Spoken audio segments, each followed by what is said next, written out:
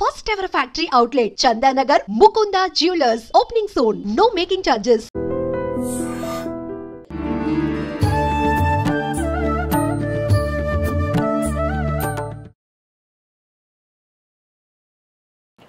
నమస్కారం, welcome to iDream. ధర్మ మార్గం విత్ విజిత కార్యక్రమానికి స్వాగతం. ప్రస్తుతం మనతో పాటు ఉన్నారు ఆధ్యాత్మిక గురువులు, ప్రణవ పీఠాధిపతులు, త్రిభాషా మహాసహస్ర అవధాని డాక్టర్ శ్రీ వద్దిపర్తి పద్మాకర్ గారు. ఇప్పుడు గురుగారితో మాట్లాడి మరిన్ని విషయాలు తెలుసుకుందాం. మన సనాతన ధర్మం గురించి ఇప్పుడు మనం ఏదైతే రకరకాలుగా వింటున్నామో, అసలు ఏంటి సనాతన ధర్మం, గురుగారి మాటల్లో క్లుప్తంగా అడిగి తెలుసుకుందాం. మన నిత్య జీవితంలో మనం రోజువారీ చేసే కార్యక్రమాలు ఏ రకంగా ఉండాలి, మనం మోక్షాన్ని పొందాలన్నా, మంచి మార్గంలో వెళ్ళాలన్నా ఎలాంటి విధి విధానాలు ఆచరించాలో ఇప్పుడు వారితో మాట్లాడి తెలుసుకునే ప్రయత్నం చేద్దాం. నమస్కారం గురుగారు. గురుగారు, సనాతన ధర్మం అని ఈ మధ్య కాలంలో చాలా మంది నోటి నుంచి ఎక్కువగా మేమైతే వింటున్నాము. అయితే మన సనాతన ధర్మం అనేది ఇప్పుడు కొత్తగా మాట్లాడుకునే ఒక పదం కానీ ఒక ధర్మం కానీ అయితే కాదు.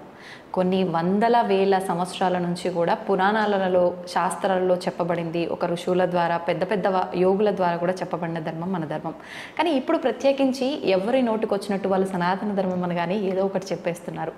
ఏం చెప్తారు గురుగారు అసలు సనాతన ధర్మం గురించి మీరైతే క్లుప్తంగా? నమశివాభ్యాం నవయౌవనాభ్యాం పరస్పరాశ్లిష్ట వపుర్ధరాభ్యాం నగేంద్రకన్యా వృషకేతనాభ్యాం నమో నమ శంకర పార్వతీభ్యాం అని పార్వతీ పరమేశ్వరులకు ముందుగా నమస్కారం చేసుకుందాం. ఎందుకంటే సనాతన దంపతులు అనే పేరు ముందు వాళ్ళకే ఉన్నది. పురాణములలో ముఖ్యంగా పోతన గారు లాంటి వాళ్ళు ఆది దంపతులు, పురాణ దంపతులు, సనాతన దంపతులు అని వాళ్ళని వర్ణించారు.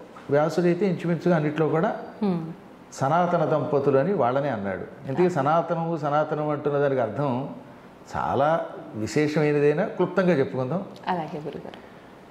సృష్టి ప్రారంభమైనప్పుడు మొట్టమొదటిగా వచ్చిన ధర్మాన్ని సనాతన ధర్మం అంటారు. అంటే ఎప్పటిదో ప్రాచీనం, కానీ ఎప్పటికీ అందరికీ పనికొస్తుంది. అవును. ఇప్పుడు మీ ఇంగ్లీష్లో చెప్పాలంటే ది ఓల్డెస్ట్, కానీ ఎప్పుడు అది అందరికీ పనికొస్తుంది కనుక దాన్ని సనాతనం అన్నారు. ఎవర్ గ్రీన్ అదనమాట. ఇప్పుడు ఉదాహరణకి నాయన ప్రతిరోజు హాయిగా రాత్రి 10 గంటలకల్లా పడుకుని, తొందరగా పడుకుని, తెల్లవారుజామున లే, దీనివల్ల నీ ఆరోగ్యం బాగుంటుందన్నారు. ఇప్పటికీ అది చేసిన వాళ్ళు ఆరోగ్యంగా ఉంటున్నారా లేదా?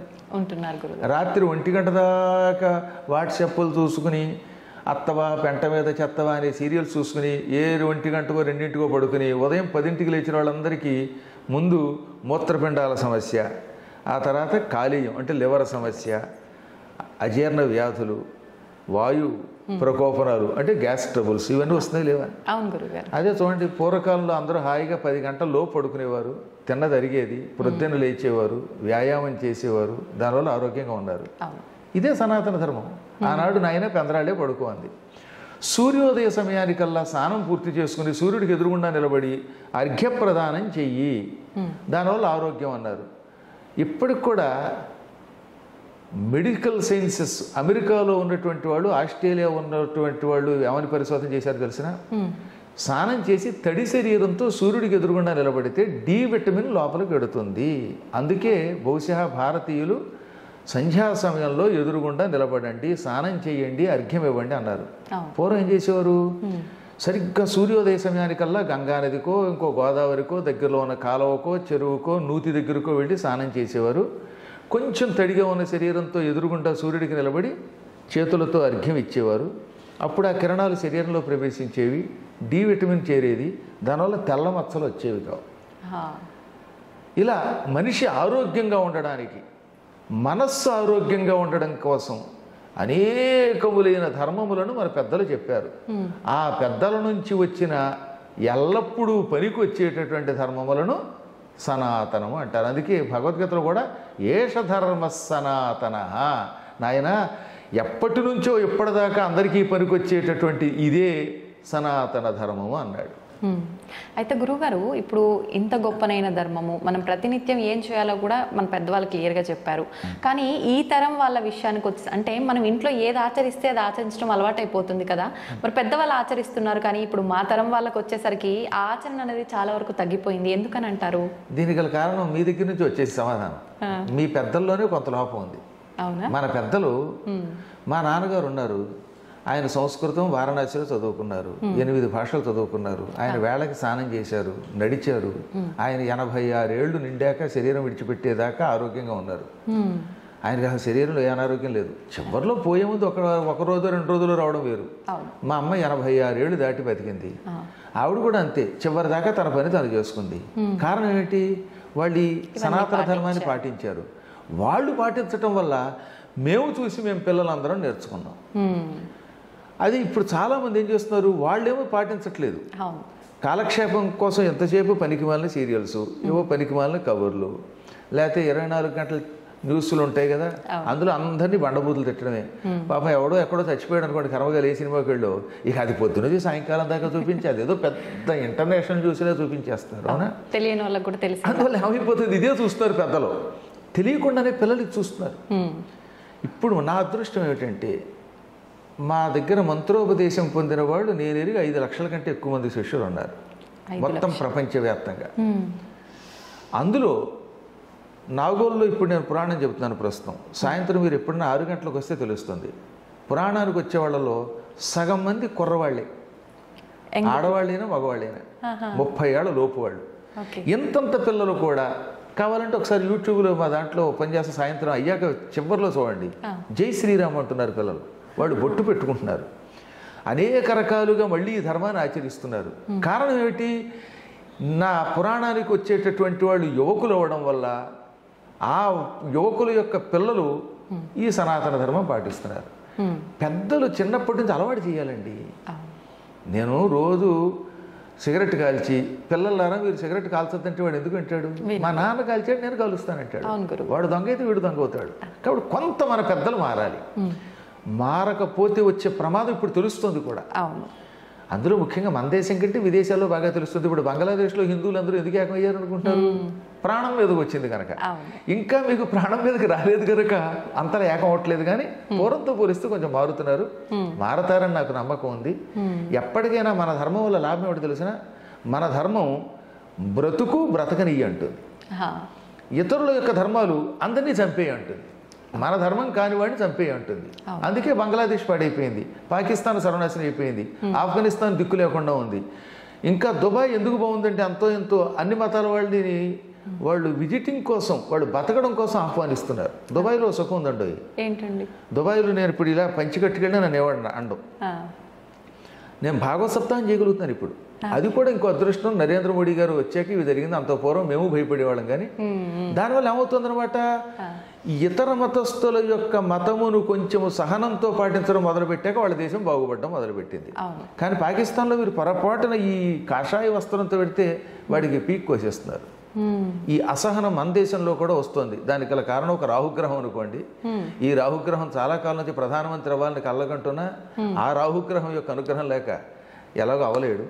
అందువల్ల ఎందుకు చెప్తున్నానంటే, సనాతన ధర్మాన్ని నిలబెట్టాలంటే, అంటే కాస్త మనుషులు బాగుండేలా చేయాలంటే కొద్దిగా పెద్దల్లో మార్పు రావాలి.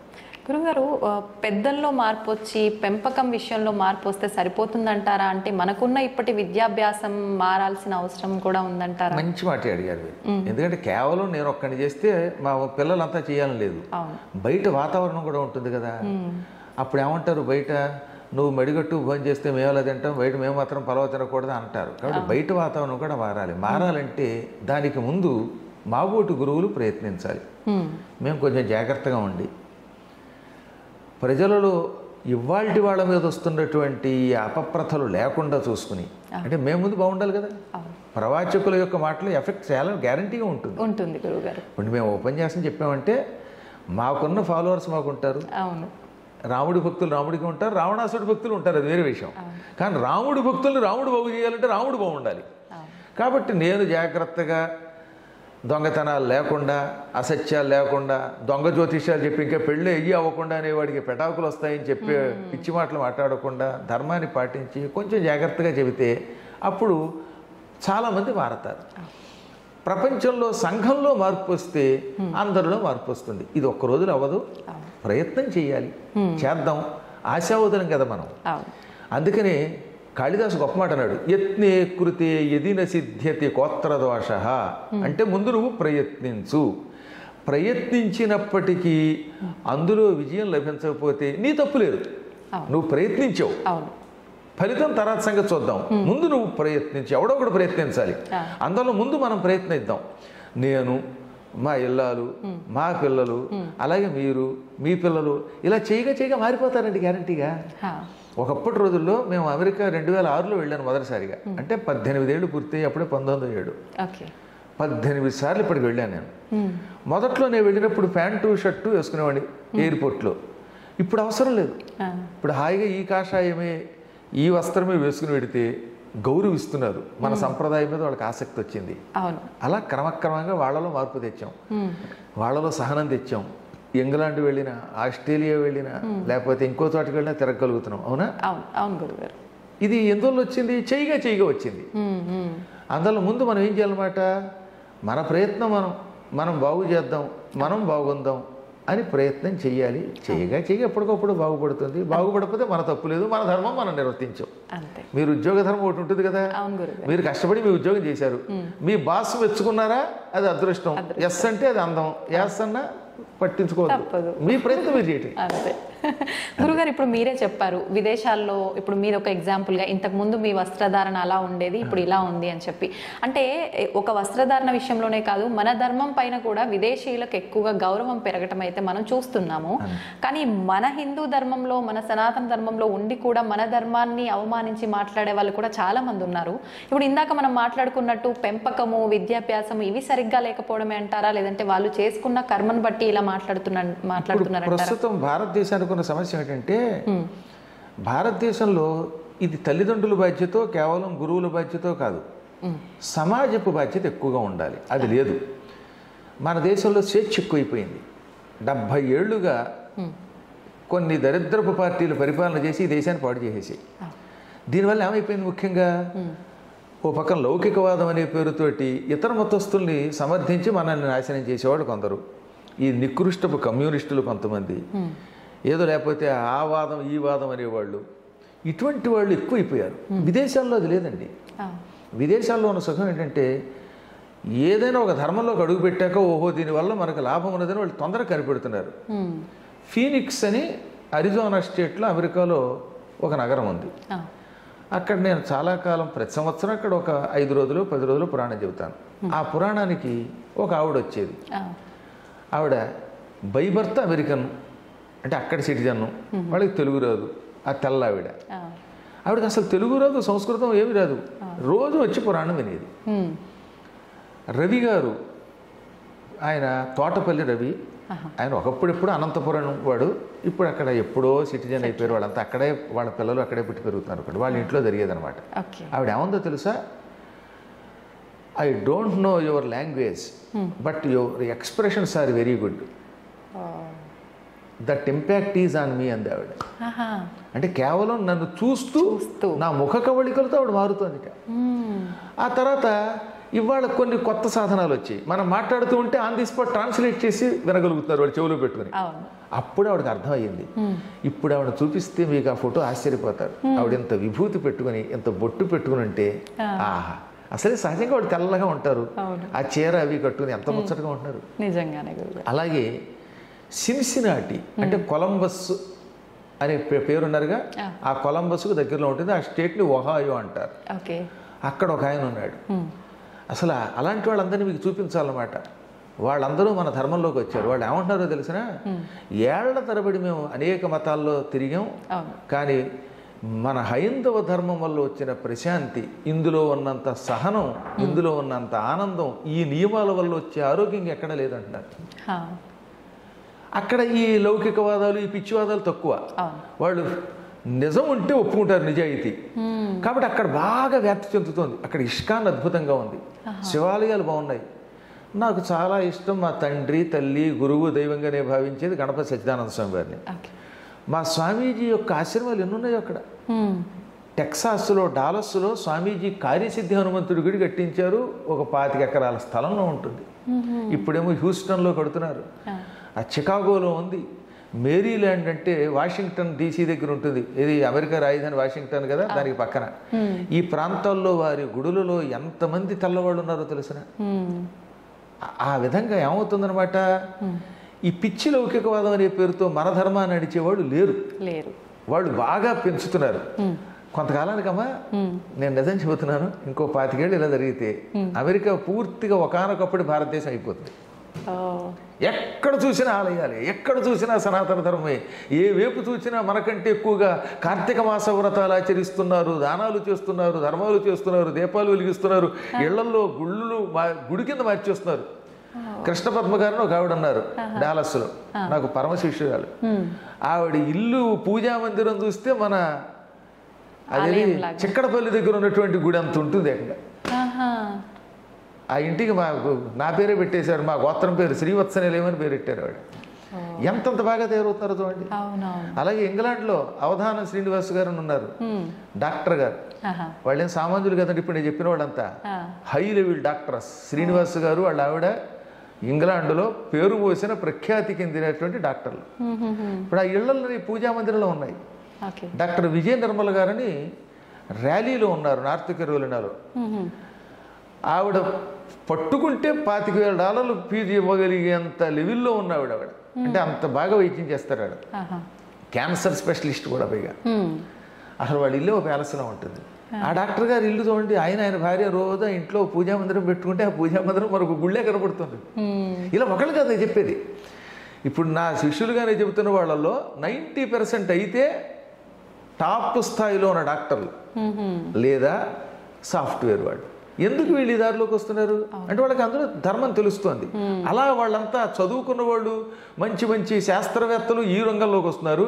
చదువు లేనటువంటి వాళ్ళు, ఏళ్ల తరబడి అనవసరంగా వాటి మీద వీటి మీద గందరగోళం చేసేటటువంటి వాళ్ళు, పిచ్చి పిచ్చి పరిశోధనలు చేసి ప్రొఫెసర్లను పెట్టుకునే వాళ్ళు ఇక్కడ తయారయ్యారు. వీళ్ళు నాస్తికవాదాన్ని ప్రబలింపజేస్తున్నారు. ఆ రకమైన వాళ్ళు భారతదేశానికి ముప్పు. వీళ్ళ నుంచి మనం ముప్పు ఎదుర్కొని వీళ్ళని బాగు చేయాలి. చెయ్యాలంటే సందేహం లేకుండా మరి కొంతకాలం పాటు మహానుభావుడు ఒక ఆయన ఉన్నాడు, మన దేశాన్ని ఆయనే పరిపాలించాలి. ఆయన నా దృష్టిలో విష్ణువే ఆ రూపంలో వచ్చాడు, శివుడు ఆ రూపంలో వచ్చాడు. అందువల్ల నాకు నరేంద్రుడు అంటే అంత ఇష్టం. మళ్ళీ యోగీంద్రుడు, ఆదిత్యనాథ్ గారు లాంటి వాళ్ళు ముఖ్యమంత్రులు అయితే కుటుంబాలు ఉండవు గనక, స్వార్థం ఉండదు గనక సమాజాన్ని మారుస్తారు. నేను కేవలం మతం మీద పిచ్చితో చెప్పనమ్మా, మన ధర్మం బతకనిస్తుంది. మిగతా వాళ్ళు చంపుతారు, అభివృద్ధిని పాడు చేస్తారు. కానీ మనది అలా కాదే. మనం ఎంతసేపు అభివృద్ధి ఎలా పొందుతాం, ఇతరులను ఎలా బతనిస్తాం. నాకు ఈ ప్రపంచం కుటుంబం కింద కనిపిస్తుంది. అందుకే మన పెద్దలు, మన కవులు ఉదార చరితానాంతు వసుధైక కుటుంబకం. ఉదార చరిత్ర కలిగినటువంటి, మంచి చరిత్ర కలిగినటువంటి వాళ్ళకి, ఔదార్యం కలిగిన వాళ్ళకి ఈ ప్రపంచమే ఒక కుటుంబం అవుతుంది. అవునా? అది రావాలంటే ఈ ధర్మం రావాలి. కాబట్టి ఇక్కడ మనం కొంతకాలం పాటు ఈ ప్రజాస్వామ్యంలో ఈ కమ్యూనిస్ట్ పార్టీ లాంటి వాళ్ళని, ఈ అనవసరమైనటువంటి జన అజ్ఞాన సమితుల్ని, వీటన్నిటిని బ్యాన్ చేస్తే కానీ ఈ దేశం బాగుపడదు. అవుతాయి, మెల్లిమెల్లిగా చేద్దాం. ఓపిక పట్టవలసింది. గురుగారు, ఇప్పుడు అందరూ ఒకటే అంటాము, హిందువులంతా సమానమే అంటాం, కానీ కులాల పేరుతో కొట్టుకొని చేస్తూ ఉంటారు. ఎందుకని అంటారు ఇలా? మంచి మాట అడిగారండి. ఇది కూడాను పైగా ఇది ఏమో పురాణాల కంట కట్టడం. ఎక్కడన్నా పురాణాలు ఒక కులం పేరు ఎత్తాడా? ఎత్తలేదు. చాతుర్వర్ణం మయా సృష్టం గుణ కర్మ విభాగశ అని కృష్ణుడు భగవద్గీతలో చెప్పాడు. 4 వర్ణములున్నాయి. అవి పుట్టుకతో కాదు, గుణ కర్మ విభాగశ అంటే గుణములను కర్మములను బట్టి విభజింపబడ్డాయి. అంటే మీ గుణాన్ని బట్టి మీకు పేరు పెట్టారు. ఇప్పుడు మీరు కావాలంటే కాసేపు కొంతకాలం పాటు ఆహార నియమాలు పాటించి వేదం చదివితే మిమ్మల్ని బ్రాహ్మణుడు అంటారు. మీరు కత్తి పుచ్చుకుని యుద్ధానికి వెళ్ళి దుష్ట శిక్షణ చేసి ప్రజల్ని రక్షిస్తే అప్పుడు ఏమంటారు? క్షత్రియుడు అంటారు. క్షత్రియుడు అంటే అర్థం ఏంటి? క్షతాత్ త్రాయతే ఇది క్షత్రియ. మీరు చూస్తూ ఉండగా మిమ్మల్ని ఆశ్రయించుకున్న వాళ్ళకి గాయం కాకుండా కాపాడితే మిమ్మల్ని క్షత్రియుడు అంటారు. అంటే ఇప్పుడు ఉదాహరణకి మీరు రాణి రుద్రమదేవి అనుకోండి, కాసేపు మీ ప్రజలకి ఒక్క గాయం ఎంతో పుండవ్వకుండా, రక్తం కారకుండా మీరు కత్తిపుచ్చుకుని యుద్ధం చేసి ఆ శత్రువులు చంపి వాళ్ళని రక్షిస్తున్నారు కనుక మిమ్మల్ని క్షత్రియుడు అన్నారు. పురుషుడు క్షత్రియుడు, క్షత్రియురాలును. అవునా? అలాగే గోవులను రక్షిస్తూ దాన ధర్మములు చేస్తూ వ్యాపారం చేస్తే వైశ్యుడు అన్నారు. అంటే నేను కూడా వ్యాపారం చేస్తే వైశ్యుడే, నేను కూడా గోవులు రక్షిస్తే.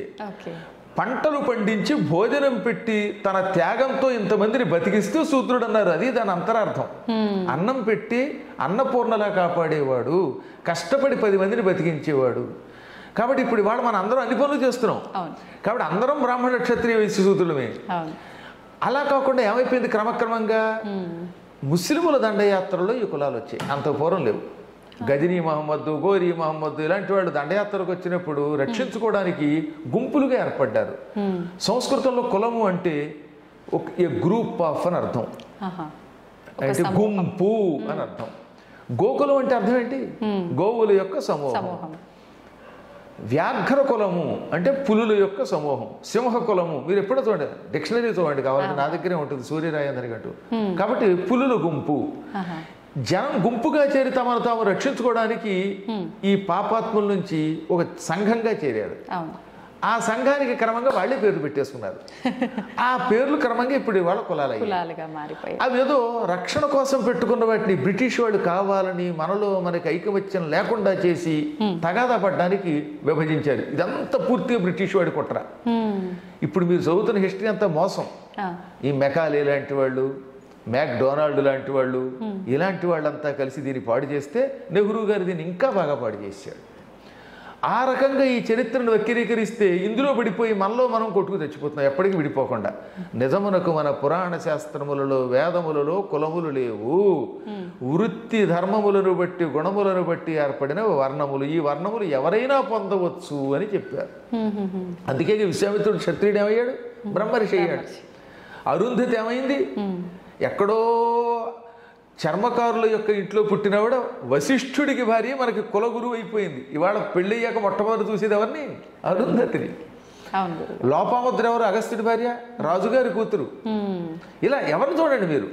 శబరెవరు, గుహుడెవరు, అడవుల్లో ఉండేటటువంటి ఒక బోయేవాడు, కానీ రాముడికి పక్కన సింహాసనంలో కూర్చున్నాడు. అవి చెప్పరండోయ్, అవి చెబితే మళ్ళీ ప్రమాదం.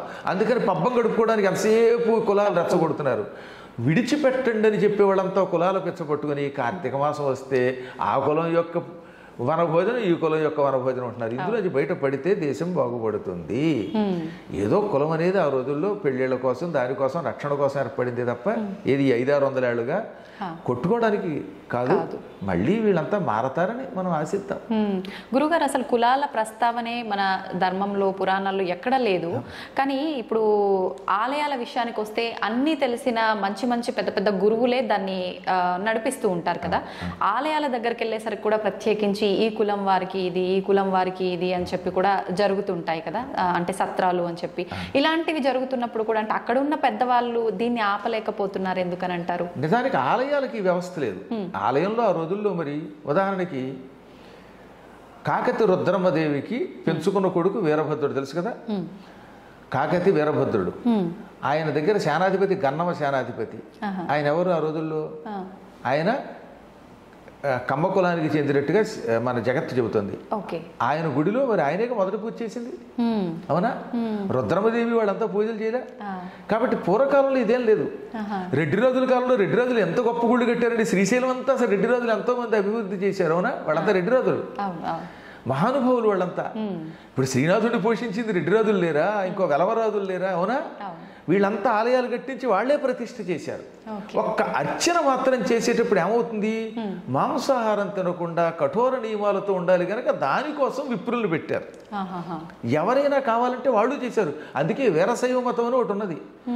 ఆ వీరశైవ మతాన్ని స్థాపించిన బసవేశ్వరుడు అన్ని కులాల వాళ్ళని వాళ్ళు వీళ్ళని తేడా లేకుండా నియమం పెట్టుకోండి మీరు అర్చకులు అవ్వచ్చు అని పెట్టాడు ఆయన. అందుకే వీరశైవం అని పుట్టింది ఆ రోజుల్లో. అద్భుతంగా వ్యాప్తి చెందింది. మహానుభావుడు భగవద్ రామానుజాచార్యులు వారు పైన శ్రీరంగం దగ్గర నిలబడి మొత్తం అందరికీ అష్టాక్షరీ మంత్రాన్ని ఉపదేశించి అందరికీ ఇచ్చేయలేదా, చక్రాంకితాలు చేయలేదా? ఆయన సామాన్యుడా, ఆయన సాక్షాత్తు లక్ష్మణ స్వరూపుడు ఆయన. అలా ఎంతో మంది మహానుభావులు ఆ రోజుల్లో చేశారు. చెప్పాను కదా, మనల్ని కొట్టించడానికి ఈ రకమైనటువంటి మనల్ని విడగొట్టడానికి చేసిన కది. ఇంకెటొచ్చి ఆలయముల దగ్గర ఇది ఎప్పుడూ లేదు, కానీ సత్రములు ఇలా ఏర్పాటు చేసుకున్నారు వీళ్ళు కులాల పేరు మీదుగా. అదే మనం చేస్తున్న పొరపాటు. తప్పు ఎవరు చేసినా తప్పే. నియమం కోసం నువ్వు ఒక సత్రం పెట్టుకున్నా అందరికీ భోజనం పెట్టాలి. ఎప్పుడు కూడా శ్రీశైలంలో అలాంటి జాగ్రత్తగా పాటిస్తారు. కులాల సత్రాలు ఉన్నా పాప అందరికీ భోజనం పెడతారు. ఇప్పుడు కరివణ సత్రం ఉంది, అందులో అందరికీ భోజనం పెడుతున్నారు. వేణుగోపాల్ గారు కర్నూలులో ఉంటారు, డాక్టర్ వేణుగోపాల్ గారు కరివణ సత్రం సెక్రటరీ. ఆయన చెప్పారు, ఎవరికి అన్నం మాత్రం పెట్టండి, ఎవరు వచ్చినా సరే అని పెట్టారు, అలా పెడుతున్నారు. అలాగే చాలా చోట్ల నేను సత్రాలు చూశాను. అక్కడ వైశ్య సత్రం ఉంది, వారు అలాగే పాపం. కాకపోతే ఏంటంటే వాళ్ళు స్థాపించుకున్నది కనుక వాళ్ళకి పెట్టాక మిగతా వాళ్ళు కొంచెం ప్రాధాన్యం ఇవ్వడం తప్పేం లేదు. ఇప్పుడు మీరు మీ ఇంట్లో మీ కుటుంబానికి పెట్టకుండా బయట వాడికి పెట్టరు కదా, ఎలాగో ఏదో ధర్మం పాటిస్తున్నారు కానీ అందరికీ భోజనం పెడుతున్నారు. ఎక్కడైనా వాళ్ళల్లో వాళ్ళు కనుక నిజంగా భేదములు పాటించి ఇంకా కొట్టుకుంటే మాత్రం దీన్ని మనందరం ఖండించి అందరూ కలిసి కట్టుగా ఉండవలసిన విషయాన్ని చెప్పాలి. గురుగారు, ఎలాగో భోజనం టాపిక్ వచ్చింది కాబట్టి పెద్దవాళ్ళు చెప్తూ ఉండేవారు అన్నం పరబ్రహ్మ స్వరూపము అని చెప్పి. అన్నం తినేటప్పుడు కూడా ఒకప్పటి కాలంలో చూసుకుంటే ఉమ్మడి కుటుంబాలు, చాలా అన్యోన్యత, ఎంత చక్కగా కింద కూర్చొని తినటము, ఎంత మంచి నియమాలు, మాట్లాడకూడదు అని చెప్పి రకరకాలుగా చెప్తూ ఉండేవారు. ఇప్పుడు అవన్నీ కనుమరుగైపోయాయనే చెప్పాలి. కలిసి కూర్చొని తినడం కూడా చాలా వేల మీద లెక్క పెట్టొచ్చు. నిజంగా ఆ పద్ధతి పాటించడం వల్ల కలిగే ఉపయోగం ఏంటి? ఇది ఇప్పుడు ఉండే పద్ధతి పాటించడం వల్ల కలిగే నష్టం ఏంటి గురుగారు? ఇప్పుడు ముందు ప్రస్తుతం ఏమైపోయిందంటే, పూర్వం మీ గుండెకాయలు లబ్ డబ్బు అని కొట్టుకునేవి, లబ్ డబ్ ఆ లబ్బు పోయి డబ్బు డబ్బు డబ్బు అని కొట్టుకుంటుంది. అందుకని పుట్టినప్పటి నుంచి వీడికి డబ్బు కోసమే చదువు చెప్పిస్తున్నాం. అందరూ అయితే సాఫ్ట్వేర్ అంతే, లేదా మెడిసిన్. ఆ తర్వాత కూడా వీలుంటే అమెరికా వెళ్ళిపోవాలి. ఇంక ఏది మన తెలుగు వాడు అక్కర్లేదు, హిందీ వాడు అక్కర్లేదు. ఈ డబ్బు పెచ్చ ఎప్పుడైతే పుడుతుందో చిన్నప్పటి నుంచి పిల్లల్ని మనతో పాటు భోజనం చేయకుండా, లేచి లేవగానే స్నానం చేసినా చెప్పినా రోడ్లో నిలబడి ఉండగానే కూరేస్తున్నాం ఏదో. పాపాడు ఏం తింటున్నాడో వాడికి తెలియదు. స్కూల్కి వెళ్ళిపోతాడు, అక్కడ తిండి లేదు, కళ్ళు ఇలా లావు అయిపోయి కళ్ళజోళ్ళు పెట్టుకుని పిల్లలు బక్క చిక్కిపోయి లేకపోతే పొట్టలు వచ్చి శరీరాలు పాడైపోయి ఉంటున్నాయి. సాయంత్రం రాగానే ఆటలు లేవు, పాటలు లేవు, మళ్ళీ ట్యూషన్, మళ్ళీ రాత్రికి పడుకోబెట్టేయటం. లేదా ఉన్న కాసేపు ఏమవుతుంది, వాట్సాప్లు, ఫోన్లు. ఆ ఫోన్లో కూడా భయంకరమైన హింసకు సంబంధించిన చూడడం. వీటి వల్ల ఏమైపోతుంది, ఇంకా కూర్చుని అన్నం తినే అవకాశం లేదు. పూర్వకాలంలో అన్నలు, తమ్ములు, ఈ భార్య, భర్త ఇలా అందరూ కూర్చుని తినడం వల్ల ప్రేమగా కబుర్లు చెప్పుకుంటూ ఒకడికొకడు నువ్వు బొబ్బడి తింటావా, నువ్వు పూరి తింటావా అని కబుర్లు చెప్పుకుంటూ తింటూ ఉంటే ఆత్మీయత పెరిగేది. అందుకే అన్నదమ్ముల మధ్యలో బంధాలు అలా ఉండేవి, అక్క చెల్లెళ్ళ బంధాలు ఉండేవి, ఎంతకాలమైన ఈ ప్రేమలు ఉండేవి. ఇంత స్థితి ఇప్పుడు మళ్ళీ ఇప్పట్లో వచ్చే అవకాశం చాలా కష్టమే. మనం ప్రయత్నిద్దాం, చూద్దాం. ఇందాక చెప్పినట్టుగా మన ప్రయత్నం మనం చేద్దాం. కానీ ఆహారం ఎప్పుడు కలిసి కూర్చుని ప్రశాంతంగా తినాలి. తినకపోతే ఏమొస్తుందో తెలుసా మీకు? ఆయుర్వేదం చాలా గొప్పగా చెప్పింది, అది నిజం కూడా. నిలబడి అన్నం తినడం వల్ల లోపలున్న జీర్ణకోశం దెబ్బతింటుంది. అందుకని స్థిమితంగా కూర్చొని తినాలి. కూర్చోగలిగితే కింద కూర్చుంటే మరీ మంచిది, లేదా టేబుల్ మీదన్నా కూర్చోవాలి. మౌనముగా అటు ఇటు కదలకుండా ప్రశాంతంగా అన్నం తిన్నవాడికి ముందు జీర్ణకోశం బాగుంటుంది, లివర్ కాలేయం బాగుంటుంది, కిడ్నీలు బాగుంటాయి, గుండెపోట్లు రావు. హడావుడిగా అటు ఇటు తిరుగుతూ తినడం వల్ల ఈ లోపల కదులుతుంటాయి కదా అవి, ఆ లోపలికి వెళ్ళే పదార్థాలు సక్రమంగా వెళ్ళవు. అందువల్ల వాళ్ళందరికీ లేనిపోయిన అనారోగ్యాలు, కొత్త కొత్త రోగాలు వస్తున్నాయి. అది భగవద్గీత అందుకే మనకు గొప్ప ధర్మశాస్త్రం, అది వైద్య శాస్త్రం. మౌనముగా తినుము. అది కూడా ఎలా తినాలి? యాత యామం గతరసం పూతి పర్యుషితం తథా. ఇంతకంటే సైన్స్ ఏముందండి? యామము అంటే ఒక జాము. నాయన ఒక జాము ఇంచుమించుగా ఒక 4 గంటలు గడిచిన తర్వాత వండిన ఆహారంలో మార్పు వస్తుంది, అది తినద్దు. నిలవ ఉన్న పదార్థం ఫ్రిడ్జ్లో పెట్టి తినద్దు. మాంధాత కాలం నాడు తయారు చేసిన కూర, సాంబారు ఫ్రిడ్జ్లో పెట్టి మళ్ళీ బయటికి తీసి అదే వేడి చేసి తింటే అది విషం అయిపోతుంది. ఎప్పుడో కృతయుగంలో చేసిన కూర అది, కర్మ. ఆ కూరే రోజు వేడి చేస్తే ఆవకాయ కూడా ఫ్రిడ్జ్లో పెడుతున్నారండి వీళ్ళ మొహం తగలయ్యా అని నేను అనలేదు, వ్యాసుడు అన్నాడు. అందులో చెప్పొచ్చేది ఏంటంటే ఆవకాయ ఎంత చక్కగా బయట ఉండి తినవలసింది, అది ఫ్రిడ్జ్లో పెట్టి పచ్చళ్ళు ఫ్రిడ్జ్లో పెడితే శరీరం చచ్చైపోదు. అందుకని ఒక జాము గడిచిన తర్వాత వండిన అన్నం తినద్దు, మార్పు వస్తుంది, వాసన వస్తుంది. గత రసం, అన్నం వండిన తర్వాత కుక్కర్లో వండారు కాసేపు అనుకుందాం, కాసేపు అసలు కుక్కరే దరిద్రం. అది అల్యూమినియం. అల్యూమినియం వల్ల మీకు థైరాయిడ్ అనే సమస్య వస్తుంది. ఏమిటి? థైరాయిడ్ కేవలం అల్యూమినియం వల్ల వస్తుంది. దానివల్లే మీకు జుట్టు ఊడిపోతుంది, దానివల్లే గొంతు మార్పు వస్తుంది, శరీరంలో మార్పు వస్తాయి. ఇప్పుడు అందరూ థైరాయిడ్ సమస్యే. కానీ పూర్వం మాకు ఎందుకు లేవు? మట్టి కొండలతో వండడం వల్ల రాగి పాత్రలో వండితే. కర్నూలులో డాక్టర్ మీరా గారు అని ఉంటారు, గైనకాలజిస్ట్, చాలా గొప్ప ఆవిడ అడగని చెప్తారు. ఇవాళ ఈ రోగాలు సగం తగ్గాలంటే ముందు అల్యూమినియం మానేయండి, మట్టి కొండల్లో వండుకు తినండి, మీరు మట్టి కొట్టుకుపోరు.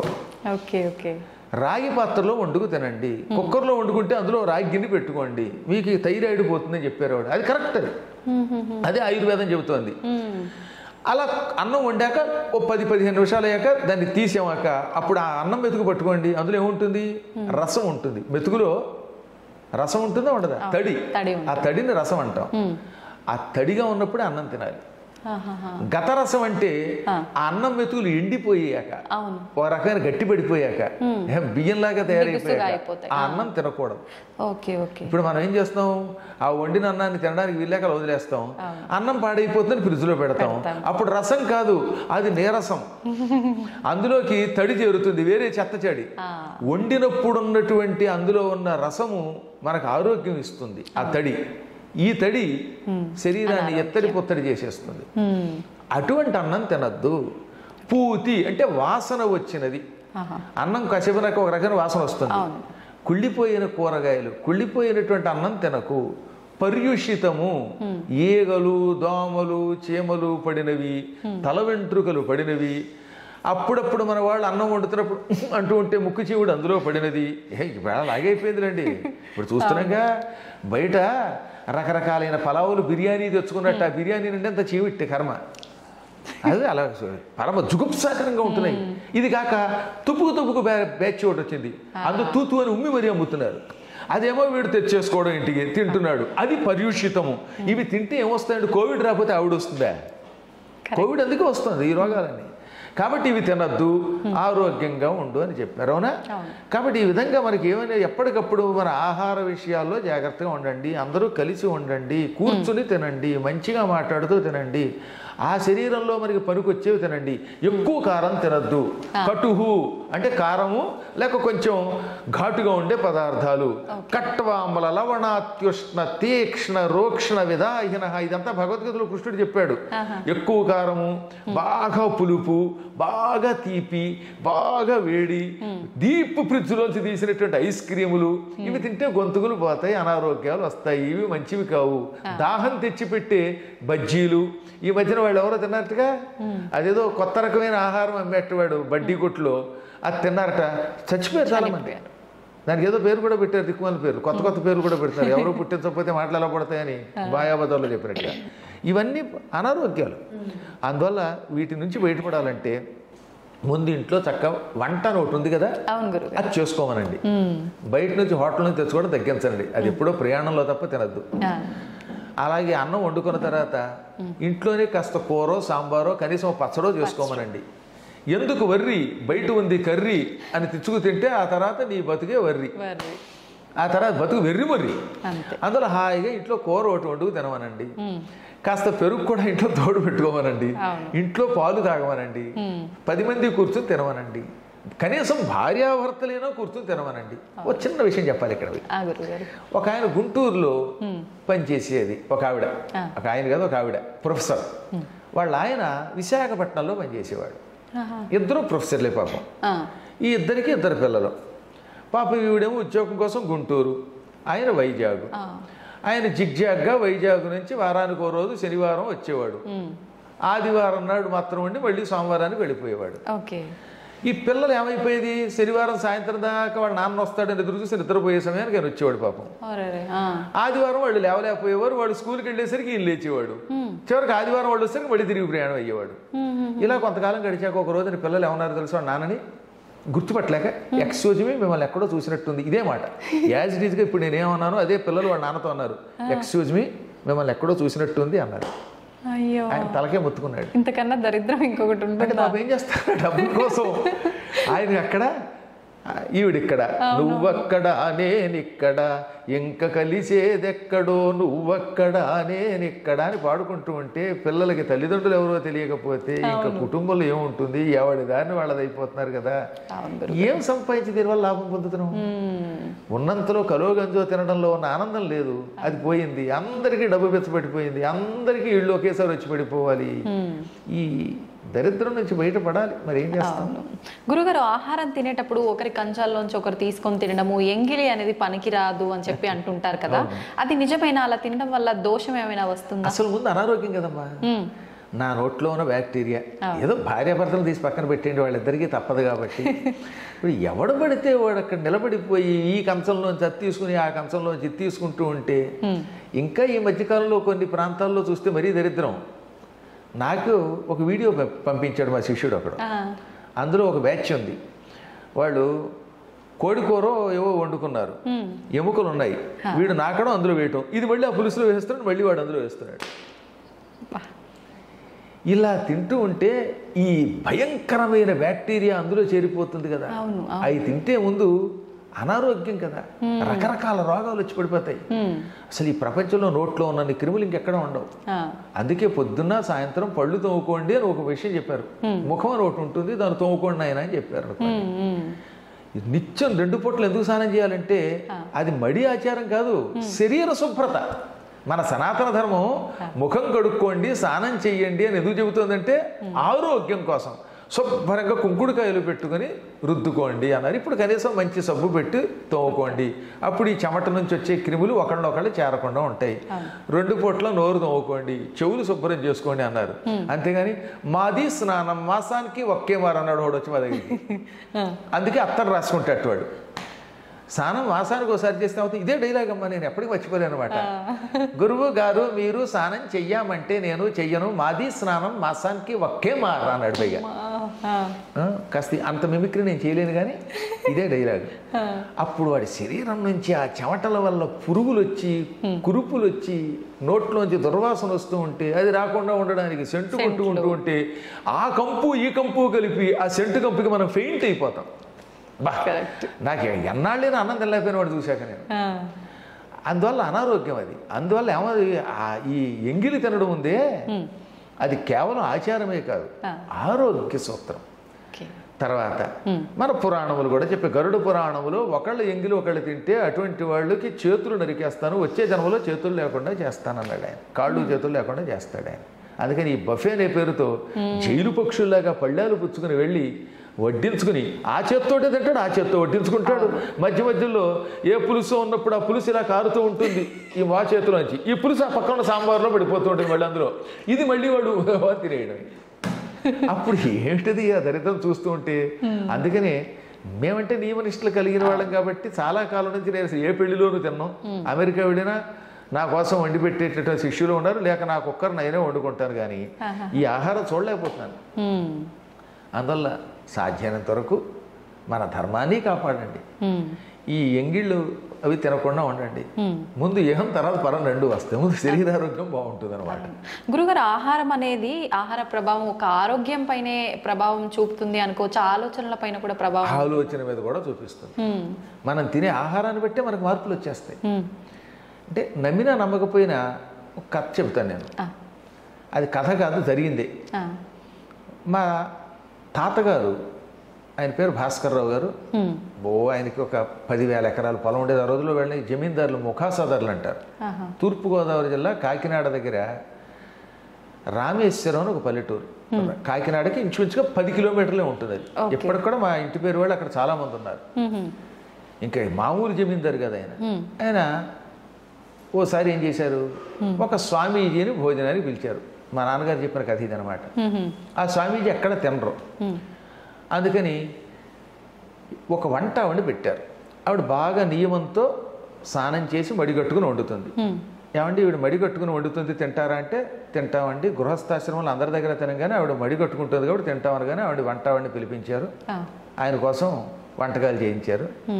మా తాతగారు చాలా నిష్ఠాగరిష్ఠుడు అవడం వల్ల ఆయన పక్కనే కూర్చోబెట్టుకుని స్వామీజీ తిన్నారు. ఆ స్వామీజీ వినోబాభావే ఆశ్రమం నుంచి వచ్చినవాడు. పైగా వినోబావే అనే పేరు విన్నారుగా, ఆయన సేవాగ్రామం. అనగా నాగపూర్ దగ్గర ఉంటుంది, అద్భుతమైనటువంటి వ్యక్తి, ఆయన శిష్యుడి పైగా. సరే ఆయన కోసం బంగారపు గిన్నెలో, మా ఇంట్లో అప్పుడు బంగారం వెండేట కంచాల్లో కూడా బంగారపు కంచం అనుకోండి. నేను మా దగ్గరకు వచ్చాక మా నాన్నగారు 1000 ఎకరాలు దానం చేశారు. అందువల్ల 1000 ఎకరాలు కళ్ళారా చూడలేదు. నాకేదో 3.5 ఎకరాల పొలం నేను కొనుక్కున్నదిలేండి నా చిన్నప్పుడు. కానీ కాబట్టి 1000 ఎకరాల పొలం ఎలా ఉంటుందో ఒకసారి నాకు చూడాలని మళ్ళీ. కానీ ఆ రోజుల్లో మా తాతగారి దగ్గర ఉండేది. ఆ బంగారపు గిన్నెలో పాయసం పెట్టారు. అది తిన్నాడండి ఆయన. ఆయన తినగానే ఈ బంగారపు గిన్నె తెలియకుండా కొట్టేసి, అంటే దొంగతనం చేసి జోలిలో పెట్టుకుందాం అనిపించింది ఆయనకి, ఈ స్వామీజీకి. కానీ జ్ఞాని కదా, చిచ్చి ఇదేమిటి, నేనేమిటి బంగారపు గిన్నె దొంగతనం చేయాలనుకోవటం ఏమిటి అనుకుని టక్కన ఆగిపోయి, ఏమండి వంట అవండి ఇలా పిలవండి అన్నారు. వంట ఆవిడ వచ్చింది. అమ్మ నేనేమి అన్నం ఆశీర్వదిస్తాను, ఈ పాయసం వండుతున్నప్పుడు ఏమనుకుంటూ వండావు అని అడిగాడు ఆయన. ఆవిడ వెంటనే, ఈ ఇంట్లోకి వచ్చిన దగ్గర నుంచి బంగారపు గిన్నెలు వెండి గిన్నెలు బాగా కనపడ్డాయండి, అందుకని బంగారపు గిన్నె రహస్యంగా పట్టుకుపోదాం, ఒక కంచం పట్టుకుపోదాం, ఇన్ని కంచాల మీద ఆయనకి లెక్క తెలియదు ఈ భాస్కర్రావు గారికి అనుకుంటూ పాయసం వండినంతసేపు ఇదే ఆలోచనతో వండిందిట. బంగారమును దొంగతనం చేద్దాం అనుకుంటూ ఆ పాయసం ఆయన కొట్టించింది. ఇప్పుడు స్వామీజీ ఏమన్నారో తెలుసా, చూసావా, నువ్వు ఆ పాయసం వండుతున్నంతసేపు బంగారం దొంగతనం చేద్దాం అని వండడం వల్ల ఆ ఆహారానికి ఆ దొంగ బుద్ధి వచ్చేసింది. అది తినగానే నా వంటి సన్యాసికి కూడా దొంగతనం చేయాలనిపించింది. అందువల్ల ఆహారం వండేటప్పుడు పవిత్రంగా వండాలి. ఆ ఎఫెక్ట్ ఉంటుందమ్మా, ఆలోచన తరంగాలు. ఇది కూడా ఒక సైన్సే, అది తెలియదు. కానీ ఈ నాస్తికులకి, ఈ మూర్ఖులు ఉంటారే, అజ్ఞాన సముద్రులకి, వాళ్ళకి తెలియదు. అది మేమంటే అనుభవించి చెబుతున్నాం. అందువల్ల నేనేమో ఓ పాట రాశాను అప్పట్లో. ఏమని, తింటూ రామయ్యను తినకున్న రామయ్యను తినిపిస్తూ రామయ్యను రామ్ రామ్ రామ్, వండుతూ రామయ్యను వండిస్తూ రామయ్యను వండకున్న రామయ్యను రామ్ రామ్ రామ్, రామ రామ రామ రామ రామ రామ రామ రామ రామ రామ రామ రామ. ఇలా ఏ పని చేసినా, తింటున్నా తినిపిస్తున్నా, తినకున్నా, వండుతున్నా వండిస్తున్నా, వండకున్నా, నడుస్తున్నా నడిపించకున్నా, సర్వకాల సర్వావస్థల్లో రామ అనుకుంటే ఈ ఆహారం మీద ఎఫెక్ట్ ఉంటుంది. ఇప్పుడు ఎక్కడో పనికి వాళ్ళ చోట తిన్నాం, ఏ హోటల్లోనో, ఆ హోటల్లో వండుతున్నంతసేపు వాడు పక్కవాడిని పొడి చేద్దాం, లేకపోతే యజమాని గారి దగ్గర డబ్బు దొబ్బేద్దాం అనుకుంటూ వండితే ఈ తిన్నవాడిగా బుద్ధులు వస్తున్నాయి.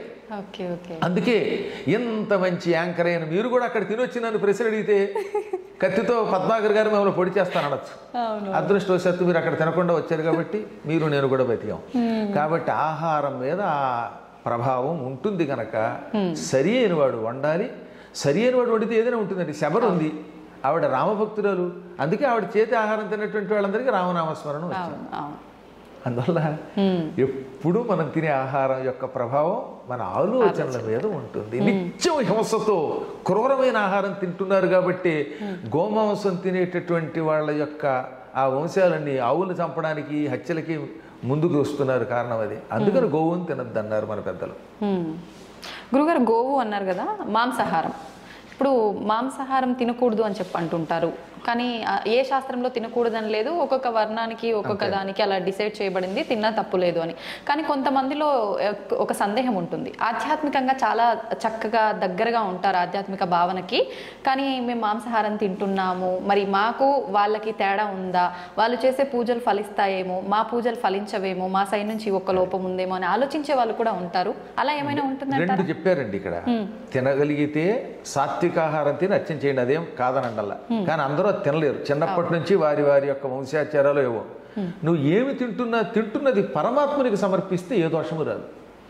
ఏ పూర్వకాలంలో మరి అడవుల్లో పోయేవాళ్ళు లేరు, వాళ్ళు నిరంతరం శివనామస్మరణం చేసి తిన్నారు కాబట్టి వాళ్ళకి దోషం లేదు. వాళ్ళు అంత భక్తి పరాకాష్ఠకి వెళ్ళాలి.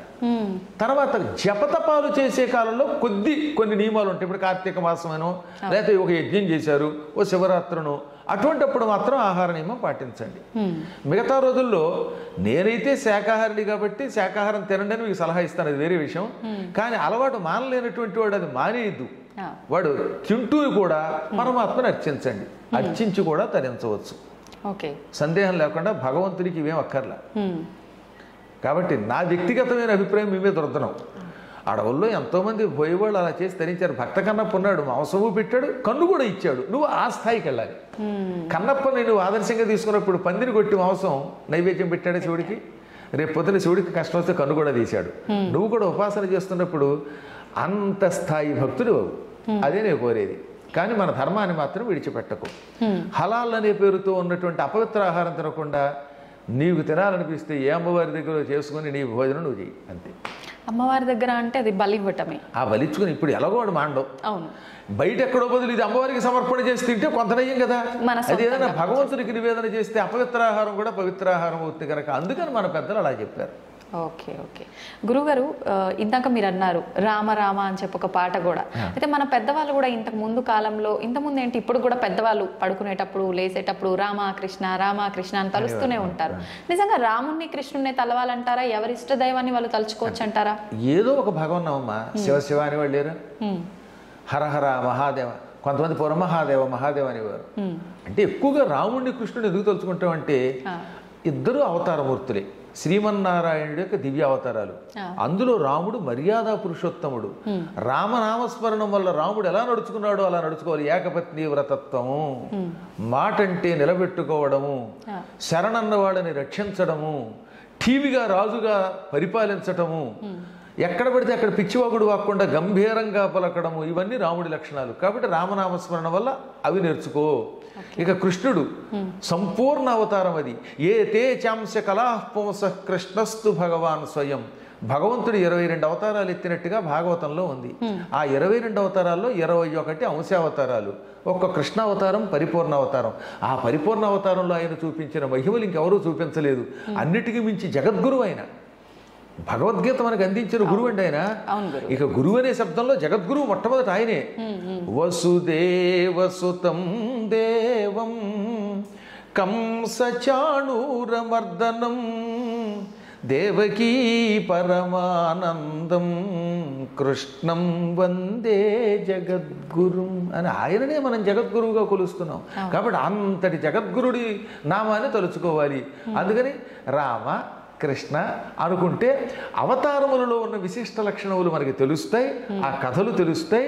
తద్వారా వాళ్ళలాగా మనం మారడానికి ప్రయత్నిస్తాం. పైగా ఈ నామములు ఇంకా తొందరగా రక్షిస్తాయి.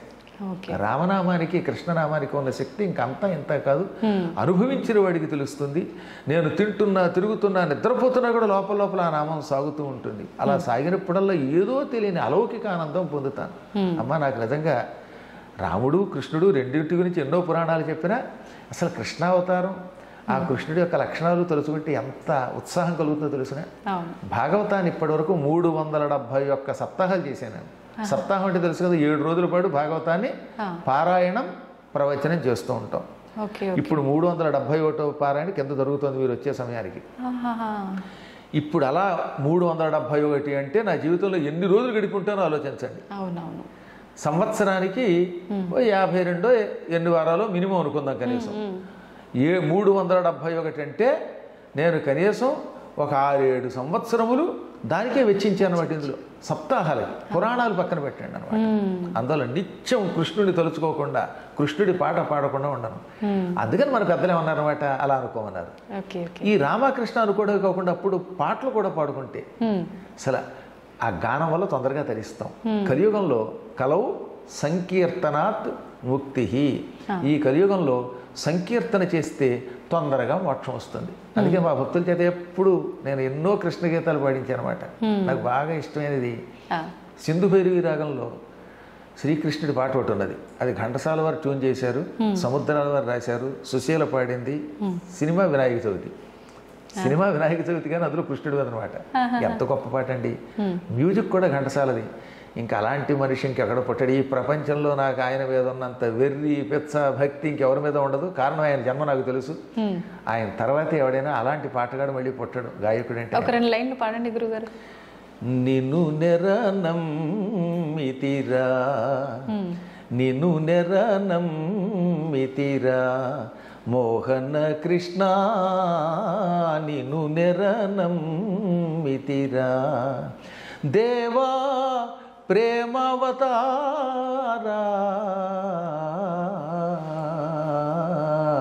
నిన్ను నెరనమ్మితిరా. మోహన కృష్ణ నిన్ను నెరనమ్మితిరా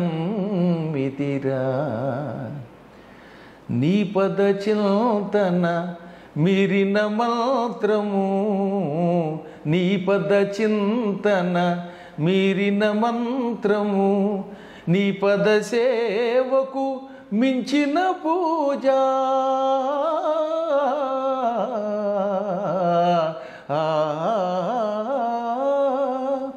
నీ పద సేవకు మించిన పూజ నీ సరితూగే దైవమే లేదు నీ సరితూగే దైవమే లేదు మోహన మురళీలోలా నిన్ను నెరనమ్మితిరా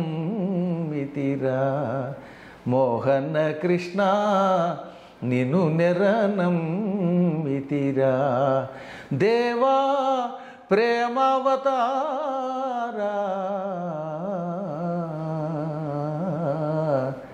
నిన్ను నెరనమ్మితిరా నిన్ను నెరనమ్మితిరా. అద్భుతంగా పాడారు గురుగారు. నిజంగా ఈ పాట వింటుంటే స్వామివారి గురించి ఎంత చక్కగా వర్ణించారనేది చాలా చక్కగా అర్థమవుతోంది. అందువల్ల వీలున్నంత వరకు రామకృష్ణ అనుకుంటే హాయిగా సుఖంగా అంతే ఈ లోకంలో గడుపుతాం, అక్కడ గడుపుతాం. అదే నా విజయ రహస్యం. మీరు నిజంగా మొత్తం భగవంతుడి పైన ప్రేమ అదంతా కూడా అర్థమైపోతుంది మీరు పాడుతుంటే కళ్ళల్లో. చాలా చక్కగా పాడారు గురుగారు. అదే గురుగారు, మనం టాపిక్లోకి వెళ్తే ఇప్పుడు భక్తి మీరు ఇప్పుడు ఇంత ఇష్టంతో పాడారు. నిజంగా భగవంతుని గురించి పూజ చేయాలన్నా, మనం ఆధ్యాత్మికంగా ఆ వేలో వెళ్ళాలన్నా ఇలా పాటలు పాడితే సరిపోతుందా? కొంతమంది మాట్లాడితే సరిపోతుందా? లేదు ఆడంబరంగా పూజలు చేస్తుంటారు, అలా పూజలు చేస్తే సరిపోతుందా? మీరు ఇందాక అన్నారు స్తోత్రాలు ఇలాంటివి అని చెప్పి, అలా చేస్తే సరిపోతుందా? లేదు ఇవన్నీ చేయాల్సిందేనా? ఇందులో ఏదో ఒక్కటి పట్టుకుంటే చాలు. ఓ చిన్న విషయం చెప్పాలి ఇక్కడ. ప్రథమం సర్వశాస్త్రాణం పురాణం బ్రహ్మణా స్మృతం అనంతరంచ వక్త్రేభ్యో వేదాస్తస్య వినిశ్రుతా. ఈ శ్లోకం పద్మపురాణంలో మొదటి సర్గలో, సృష్టిఖండంలో మొదటి సర్గలో 45వ శ్లోకం. ఇదే శ్లోకం యథాతథంగా మళ్ళీ బ్రహ్మపురాణంలో ఉంటుంది. దీనికి అర్థం ఏంటనమాట, ఈ సృష్టిలో మొట్టమొదట బ్రహ్మగారు పురాణములనే స్మరించెను. అనేక శాస్త్రాలు ఉన్నాయిగా మనకి, పురాణాలు, వేదాలు, ఇతిహాసాలు, స్మృతులు. ఇన్నిటిలో ముందు పురాణాలని తన హృదయంలో స్మరించుకున్నాడు. దాన్ని నారదునికి ఇచ్చాడు. నారదుడు రామాయణాన్ని వాల్మీకి చెప్పాడు, మిగతావన్నీ వ్యాసునికి చెప్పాడు. కాబట్టి వ్యాసుడు రాశాడు. వ్యాసుడు రాయడానికి ముందు బ్రహ్మగారే దీన్ని స్మరించాడు. కానీ బ్రహ్మ నోట్లోంచి ముందు బయటకు వచ్చినవి ఏమిటి? వేదములు బయటకు వచ్చాయి. అందుకని వేదములకేమో ప్రాధాన్యం, రెండు పురాణములు. కాబట్టి వేదములు పురాణములు రెండు పూర్తిగా చదివినవాడు విన్నవాడే బాగుపడతాడు. ఇవన్నీ ఏం చేశారు? అందరూ చదవలేరు కదా.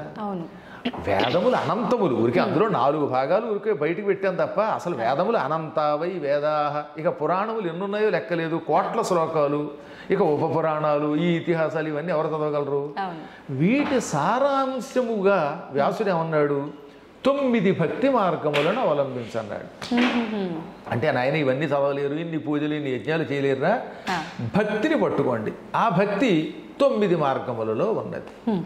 ఆ 9లో ఒకటి ఏమిటనమాట? పురాణములు శ్రవణము, వినడము. భగవంతుని కథలు వినండి, విన్నా మీరు తరిస్తారు. అన్నీ చేయలేకపోతే ఏం చేయొచ్చు అనమాట? ఏ పద్మాకర్ గారు చెప్పిన పురాణాలు యూట్యూబ్లో ఉంటాయి. మొన్న చెప్పారు ఏకంగా 10,000 గంటల కంటే ఎక్కువ నైట్న పురాణాలు. 10,000 గంటల పద్మాకరాన్ని కొట్టేస్తే వచ్చేస్తాయి వరుసగా.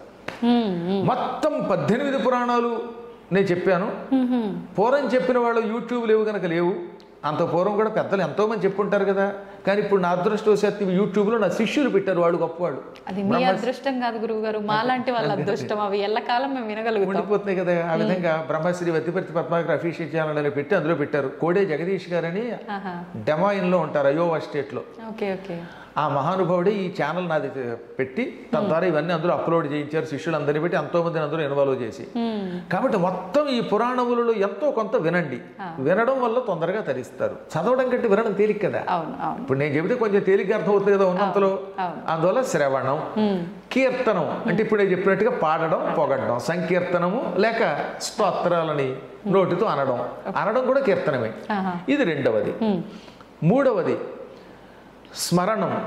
ఒకటేమో శ్రవణం, రెండు కీర్తనం, మూడోది విష్ణోహ స్మరణం. స్మరణం ఇందాక చెప్పినట్టుగా రామ కృష్ణ గోవింద వాసుదేవ నమ శివ ఏదో ఒకటి స్మరించుకో లోపల పైకో. పాదసేవనం. పాదసేవ అంటే ఇప్పుడు విష్ణువో శివుడో నా పాదాలని సేవించే భాగ్యం మనకి ఎవరుగా? మహాత్ములను సేవించుము.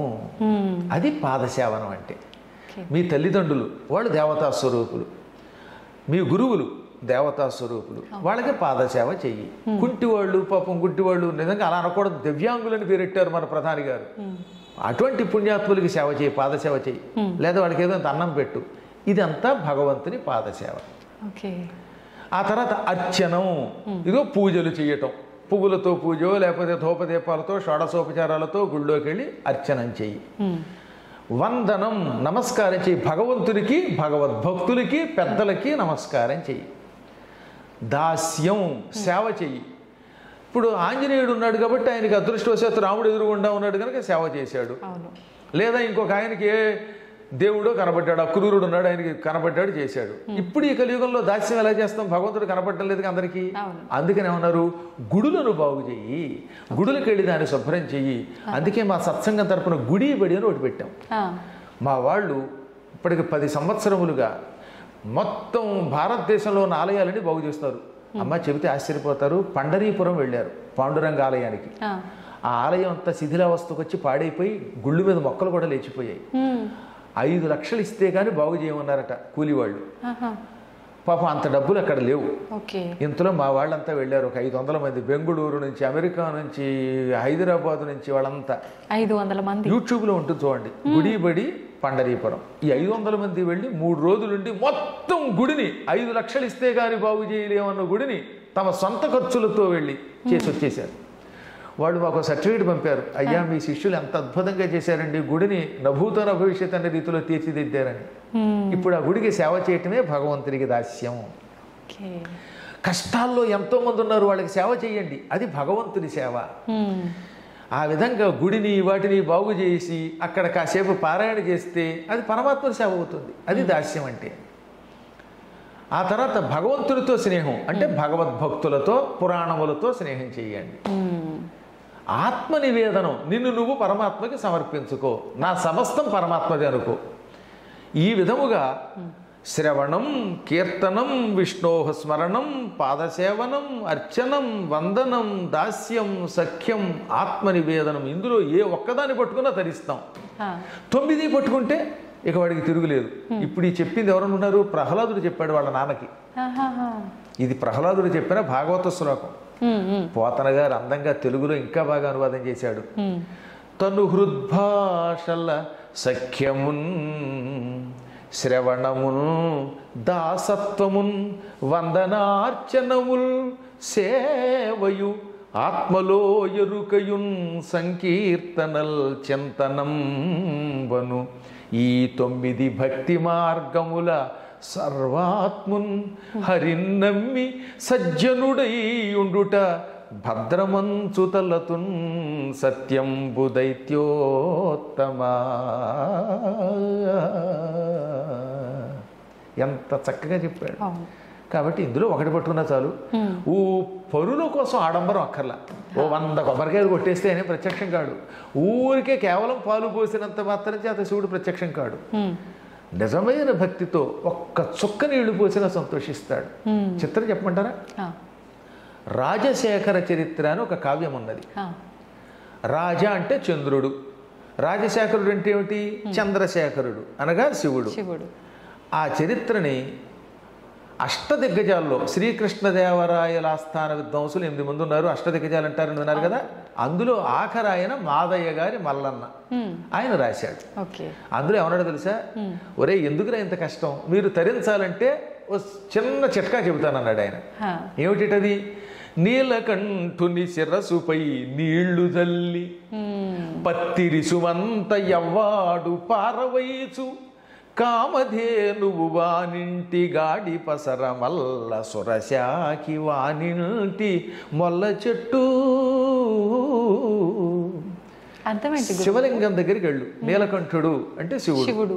ఆ శివుడి దగ్గరికి వెళ్ళి అభిషేకం చేయలేకపోయావు అనుకో.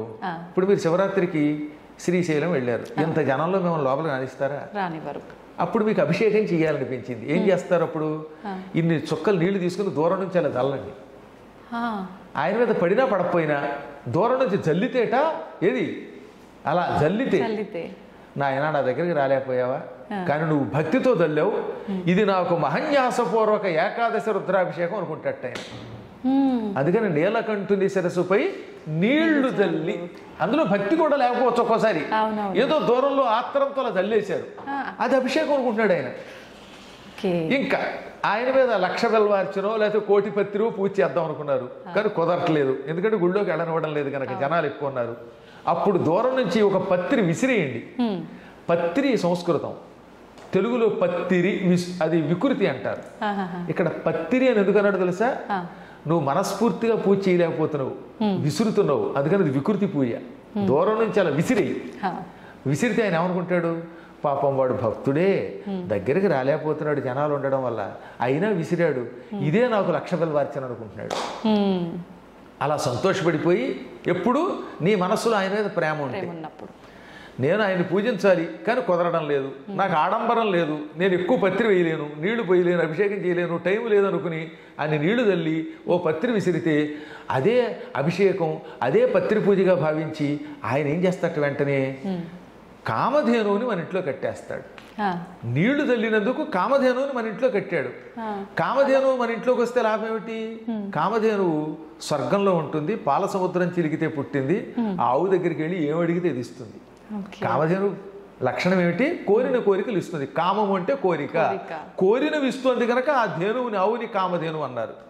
అప్పుడు మీరు ఆ కామధేనువుని ఏది ఆయనేమో ఇన్ని నీళ్లు తల్లినందుకు కామధేనువు మీ ఇంట్లో పెట్టాడు కనుక, కామధేనువు నేను ఇల్లు కొనుక్కోవాలనుకుంటున్నాను, జూబ్లీ హిల్స్లో ఒక్క అపార్ట్మెంట్ ఒక ఫ్లాట్ ఇప్పించవా అంటే ఇచ్చేస్తున్నది, నిజంగా చిత్తశుద్ధితో వేస్తే. ఆ తర్వాత ఏం చేశాడు ఆయన? పత్రి విసిరినందుకు ఇంట్లో కల్పవృక్షాన్ని నాటాట. సురశాఖి అంటే కల్పవృక్షం, అల్ల సురశాఖి ప్రసిద్ధికెక్కిన కల్పవృక్షం వానింటి మొల్ల చెట్టు, మీ ఇంట్లో మొల్ల చెట్టు నాటినట్టుగా ఓ మల్లె చెట్టు నాటినట్లుగా నాటేస్తాడు. ఇప్పుడు కల్పవృక్షం మీ దొడ్లో ఉంటే లాభం ఏమిటి? కల్పవృక్షం కూడా అంతే, ఏదడిగితే అది ఇస్తుంది. నాకు ఐ డ్రీమ్ ఛానల్ నుంచి పద్మాకర్ గారి దగ్గరికి వెళ్ళడానికి ఆకాశంలో వెళ్ళేందుకు ఒక చిన్న విమానం ఇవ్వంటే ఇచ్చేస్తుంది. అప్పుడు ఈ ట్రాఫిక్లో ఇరుక్కుని లేటుగా రావక్కర్లేదు. అలాగే ఏదో కాస్త ఆకలిస్తే మీ లెవెల్లో మీరు ఏదో పండో, ఓ ఇడ్లీయో, ఓ దోశో, లేదా పాయసమో, ఇంకేమైనా, అవన్నీ నేను నా నోటితో ఉచ్చరించలేను అనుకోండి, ఏం కోరుకుంటే ఇస్తుంది. ఆ విధముగా స్వామివారు ఇన్ని నీళ్లు తల్లితే, ఒక పత్రి వేస్తే కూడా సంతోషపడిపోయి కోరికలు తీరుస్తాడని అర్థం. కాబట్టి మనకి భక్తి ముఖ్యం, 10 మంది కోసం ఆడంబరం అక్కర్లేదు. గురుగారు, ఇప్పుడు మీరు అన్నారు తెలిసి తెలియక కూడా మనం అలా భగవంతుడిపై నీళ్లు చిలకరిస్తే చాలు ఆయన అనుగ్రహించాడు అని చెప్పి. మరి కొంతమంది ఎన్నో రకాల పూజలు చేస్తూ ఉంటారు, నిజంగా భక్తితోనే చేస్తుంటారు అనిపిస్తుంది మన వరకైతే చూస్తుంటే, అయినా కూడా కోరికలు తీరకపోగా చాలా రకాల ఇబ్బందులు పడుతూ ఉంటారు. ఇంకా విరక్తి వచ్చేస్తుంటుంది వాళ్ళకి, అసలు నాకు భగవంతుడికి ఎన్ని పూజలు చేసినా వ్యర్థం, అసలు భగవంతుడు లేడు, రాయి అని చెప్పి మూర్ఖంగా మాట్లాడే దశకు కూడా వెళ్ళిపోతున్నారు. ఎందుకు అవుతుందంటారు అలాగా? అదే ఇప్పుడు మీకు చెప్పవలసింది ఏంటంటే, ఒక్కొక్కళ్ళకి రోగ నిరోధక శక్తి ఎక్కువ ఉంటే డాక్టర్ గారి దగ్గరికి వెళ్ళగానే ఒక్క టాబ్లెట్తో తగ్గుతుంది. ఒక్కొక్కళ్ళ శరీరం చాలా పాడైపోయి ఉంటుంది, అది ఒక్క దెబ్బకి తగ్గదు. కొంతకాలం ఓపిగ్గా కోర్సు వాడితేనే మందు తగ్గుతుంది. ఓ మామిడి చెట్టు మీకు ఇచ్చాను అనుకోండి, అది నాటిన వెంటనే పండిస్తుందా? ఇవ్వదు. నేల ముందు బాగుండాలి. ఏముండాలి? నేల ముందు సాగు నేల, మంచి ఒక సారవంతమైన నేల అయితే అందులో నాటితే దాన్ని కొంతకాలం జాగ్రత్తగా పోషిస్తే, నీళ్ళు అవి పోసి పెరిగాక పళ్ళు ఇస్తుంది. ఇప్పుడు మనం చేసే పూజలు ఇవన్నీ మన కర్మలే. ఇవన్నీ ఫలించడానికి కొంచెం సమయం పడతాయి. కొందరికి వెంటనే ఎందుకు ఫలిస్తుందంటే వాడి భక్తిలో పరాకాష్ఠ స్థితి ఉంది, అంటే వాడు సారవంతమైన నేల లాంటి వాడు, విత్తనం గొప్పది, తొందరగా ఫలిస్తుంది, హైబ్రిడ్ ఇది. కొన్ని తొందరగా ఫలించవు. అలాగే కొంతమందికి తొందరగా ఔషధం పనిచేస్తుంది, కొందరికి ఫలించదు. వారి శరీరాన్ని బట్టి, వారి మనస్సుని బట్టి, ఇచ్చే మందుని బట్టి ఫలితం ఉంటుంది. మనం పూర్వజన్మలోనూ ఈ జన్మలోనూ చేసిన కర్మలు తొలగడానికి కొంతమంది ఎక్కువ కాలం ఎదురు చూడాలి, కొంతమందికి తొందరగా ఫలిస్తాయి. అందువల్ల ఓపిగ్గా చెయ్యవలసిందే. ఇప్పుడు మీకు ఉద్యోగం కోసం ప్రయత్నిస్తున్నారండి, ఒక్కొక్కటి ప్రతిభని బట్టి ఏమవుతుంది, ఇమీడియట్గా సెలెక్ట్ అవుతాడు. ఒక్కొక్కడు 5-6 సార్లు పరీక్షలు రాశాక సెలెక్ట్ అవుతాడు. ఒక్కొక్కడు యావజ్జీవితం డిఎస్సి రాసినా సెలెక్ట్ అవడు. కానీ వాడు బతకడానికి ఇంకో ఉద్యోగం చూసుకోవాల్సిందే, తప్పదు. అలాగే మనం చేసిన ప్రయత్నములు ఒకవేళ వ్యర్థమైనా తొందరపడకుండా నమ్ముకుంటే అవుతాయి. చదువుకుంటున్న రోజుల్లో ఓ తమాషా జరిగింది. నేను డిఎన్ఆర్ కాలేజీలో డిగ్రీ చదువుతున్నాను, భీమవరం వెళ్ళి. ఎంతలో ఒక పల్లెటూరుకి వెళ్ళాను, అర్ధవరం అని. ఆ ఊళ్ళో ఉగాది నాడు 1986లో ఉగాది నాడు ఎవరో స్వామీజీని సుందరకాండ చెప్పమని పిలిచారు. ఆ స్వామీజీ చివరి మూమెంట్లో రాలేకపోయాడు. అప్పుడు వాళ్ళు నా ఎదురుగుండా హ్యాండ్ ఇచ్చారు స్వామీజీ, ఇదే ఇంగ్లీష్ మాట వాడారు. ఇచ్చి ఆయన రాలేదు, ఎలాగా అనుకుంటూ ఉంటే అనుకోకుండా ఎందుకు నేను వెళ్ళాను. మంచి ఇన్షర్ట్ చేసుకుని, ప్యాంటు షర్టు వేసుకుని, అప్పట్లో సైకిలే గొప్ప కదా, సైకిల్ తొక్కుంటూ వెడితే అక్కడ ఒక ఆవిడ చూసింది. ఆవిడ సన్యాసిని జీవితం గడుపుతున్న పుణ్యాత్మురాలు. నా ముఖం చూసిందమ్మా.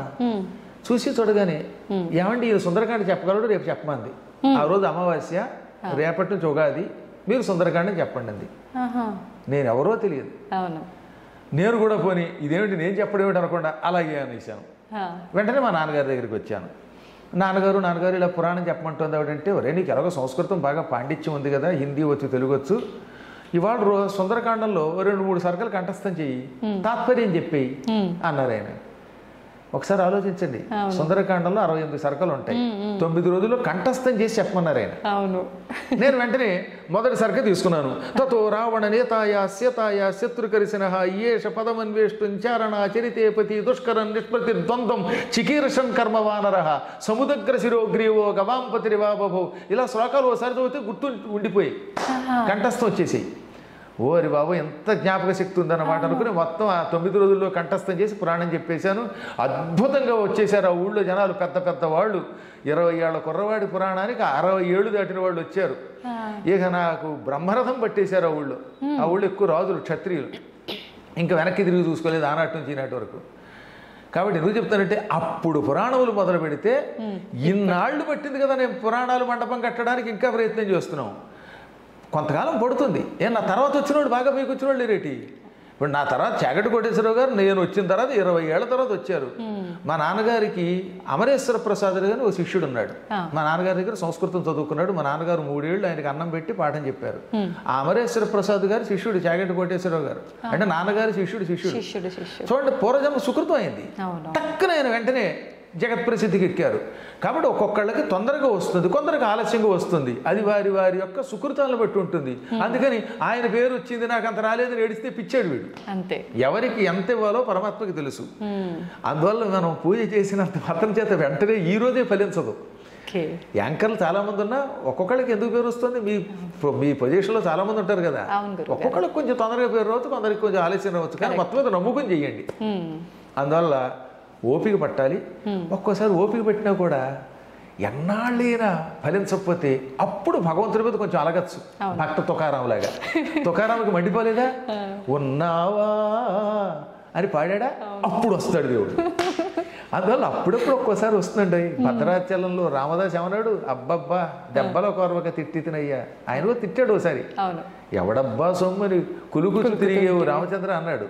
అందుచేత మరీ ఎక్కువ భక్తులు అప్పుడప్పుడు దెప్పుతారు, దెప్పితే వస్తాడు దేవుడు. కానీ ఈలోపు కంగారు పడకుండా మీ పని మీరు చెయ్యండి, ఎప్పుడో ఒకప్పుడు వస్తాయి. మీకు మామిడి పళ్ళ కథ ఒకటి ఉంది కదా, ఓ ముసలాడు మామిడి టెంక నాడాడు. అది మన పురాణం కథ. దాన్ని తెనాలి రామకృష్ణలో పెట్టారు సినిమాలో. అది నిజానికి పురాణ కథే, పద్మపురాణంలో కథే. ఓ ముసలాయన ఒక టెంకర్ పట్టుకెళ్ళి నాటుతున్నట్ట. ఏది నలుగురు తిరిగేటటువంటి ఒక బాట దగ్గర. ఎంతలో అటుగా పెడుతున్న రాజుగారు చూశారు.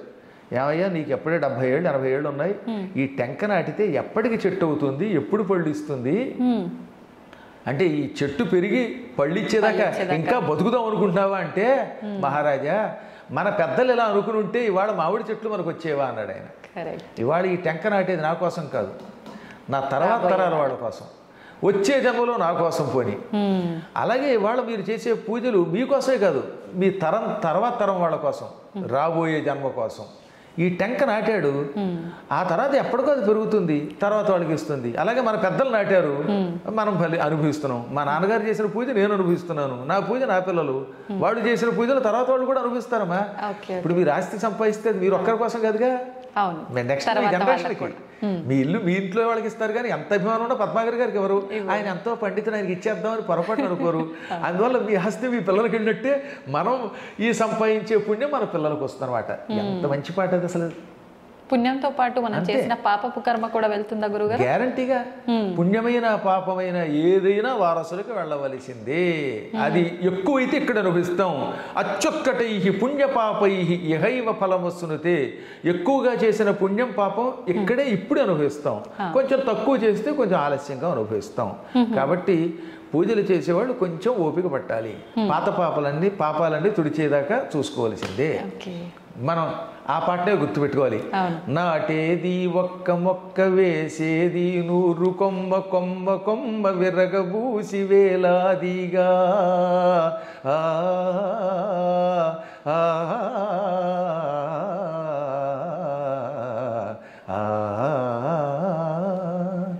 నాటేది ఒక్క మొక్క, వేసేది 100 కొమ్మ, కొమ్మ కొమ్మ విరగబూసి వేలాదిగా. ఇక కాయాలి బంగారు కాయలు, భోంచెయ్యాలి మీ పిల్లకాయలు. ఎంత అందమైన అర్థం ఉందో అందులో అన్నమాట. అలా చేయమనండి, ఓపిక తెచ్చుకోమనండి. తప్పక పరమాత్మని అనుగ్రహం మాత్రం కలుగుతుంది. చేసినది ఎక్కడికి వెళ్ళదు, ఎప్పుడూ ఒకప్పుడు వస్తుంది. అది పుణ్యమైన పాపమైన వస్తుంది. గురుగారు ఖచ్చితంగా అనుభవించాల్సిందే, తరతరాలుగా అన్నారు. కానీ అనుభవించాలి అని అంటే చాలా మంది అనుకుంటారు ఈ పూజల వల్ల వీటి వల్ల తగ్గించుకోవచ్చు అంటారు. నిజంగా తగ్గించుకునే అవకాశం ఉందా? తప్పించుకునే అవకాశం లేకుండా కర్మలు 3 రకాలు. ఒకటి ప్రారబ్ధం, ఇంకొకటి సంచితము, ఇంకొకటి ఆగామి. సంచితం అంటే పోగేసుకున్నది, పూర్వం ఎప్పుడో చేసాం, అది బ్యాంక్ బ్యాలెన్స్, ఎఫ్డి అనమాట, ఫిక్స్డ్ డిపాజిట్. ఓకే. ఇక రెండవది ప్రారబ్ధం, అంటే ఇప్పుడు మనం చేస్తున్నది, అనుభవిస్తున్నది. మీరు ఇడ్లీ కడుపులోకి పంపేశారు, ఆ ఇడ్లీ ఎఫెక్ట్ చూపిస్తుంది. అది మంచి ఇడ్లీ అయితే ఆరోగ్యంగా ఉంటాం. ఏ ఇక్ష్వాకుల కాలం నాటి ఇడ్లీయో పాతకాలం చట్నీయో వేసుకు తింటే వికారం పెడుతుంది. ఈ మధ్యన మాతో ఒక ఆవిడ లంకొచ్చి కాస్త 4 కారపోస్తాను కానీ ఇంటికి వచ్చిన తర్వాత 3 రోజుల పాటు రోజు బాత్రూమే. అంటే మరి తిన్నది కదా, తిన్న ఎఫెక్ట్ పడతారు. అది ప్రారబ్ధం. ప్రారబ్ధం అంటే ఒకసారి నీ శరీరంలో ప్రవేశించేసింది, ఇక అనుభవించాలి, దాన్ని ఎవడో ఏం చేయలేడు. మందు వేసినా కూడా ఆ పూర్తిగా దాన్ని కంట్రోల్ చేయదు, కొంచెం కొంచెం కొంచెం తగ్గిస్తుంది. ముందు మొత్తం మీద ఆ చెత్త పోవలసిందే. అంతే. అందువల్ల ప్రారబ్ధ కర్మ అంటే అనుభవించి తీరవలసిన కర్మము. దానికి ఉదాహరణ చెప్పారన్నమాట. తిన్న తిండి ఇంక లోపలికి వెళ్ళాక దాని ప్రభావం ఎలా చూపిస్తుందో అలా చూపిస్తుంది. సంచితం అని ఉంది కదా, పోగేసుకున్నది, అది వదిలించుకోవచ్చు. ఎలా గురుగారు? ఇప్పుడు మీ ఎఫ్డి ఉంది, మీకు 10 లక్షలు ఉన్నాయి అనుకుందాం కాసేపు, దేవుడి దయ వల్ల. ఆ 10 లక్షలు మీకు నా మీద అభిమానం కలిగితే నాకు ఇచ్చేయచ్చుగా. మీకు పద్మాకర్ గారి మీద అభిమానం కలిగింది, ఆయన ఏదో పురాణ మండపం కడుతున్నాడు, ఆయనకి ఇచ్చేద్దాం అనిపించింది అనుకోండి, ఇచ్చేయచ్చు. ఇవ్వాలనుకుంటే ఇచ్చేస్తే ఇంకా డబ్బు పోయినట్టే. అంటే కంగారు ఏం పడద్దు, నేనేం మిమ్మల్ని అడగను, మీరు ఇవ్వక్కర్లేదు. కాబట్టి సంచితం వదిలించుకోవచ్చు. ఆగామి అంటే భవిష్యత్తులో చేయబోయే పనులు, ఇవి కూడా మనం అదుపులో పెట్టుకోవచ్చు. మనం కావాలంటే కొన్ని పనులను అదుపులో పెట్టుకోవచ్చు, అవి తొలగించుకోవచ్చు. ఈ సంచితము ఆగామి తొలగించుకోవడానికి ఈ అర్చనలు, పూజలు, ప్రయత్నాలు పనికొస్తాయి. ప్రారంధం మాత్రం చచ్చినట్టు అనుభవించాలి. కానీ అక్కడే ఉన్నది. ఎక్కువ భక్తితో భగవంతుని పట్టుకోవడం ఎటువంటిది అన్నారు అంటే, ఒక అపవిత్ర ఆహారం తిన్నారు, పనికిమాలిన ఆహారం, దాని ఎఫెక్ట్ వల్ల చచ్చిపోకుండా మందు వేసుకుంటే ఏమవుతుంది, కొంత నీరసం వచ్చినా తగ్గుతుంది, ఏదో వాంతులు అయ్యేయండి, తర్వాత మందు వేస్తే కట్టుబడుతుందా లేదా. అలా ప్రారంధంలో కొంత తగ్గించుకుంటాం. కాబట్టి కర్మలను కూడా మనం భగవదర్చనతో కొంతవరకు నియంత్రిస్తాం, కానీ పూర్తిగా నియంత్రించలేము, ఎంతో కొంత అనుభవించాలి.